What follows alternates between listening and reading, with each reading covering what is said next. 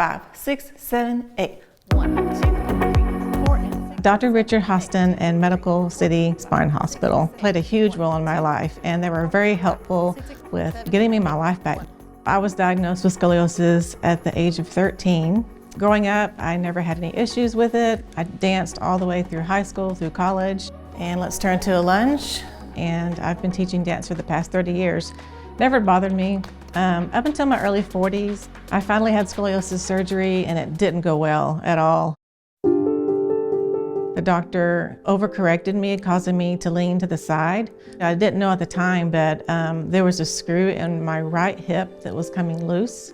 I was pretty miserable. Leaning to the side, my hips hurt. I was not in a great place. Kristie had had a scoliosis surgery in an outside facility, and she was very unhappy with the outcome.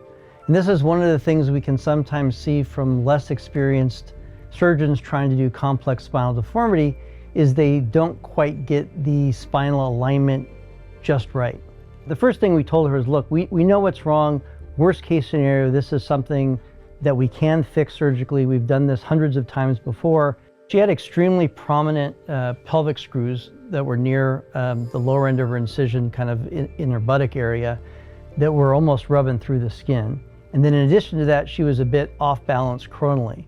Our initial take was, let's take out the prominent pelvic screws that are about to rub through your skin down there, then just laid new rods in, and perfect. I'm 8 months post-op, and I'm doing really, really well. 1, 2, 3, 4. I'm walking 2 miles a day. I'm back to teaching dance.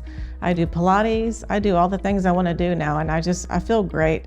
It would not be possible without Dr. Richard Hostin and Medical City Spine Hospital. I'm super grateful.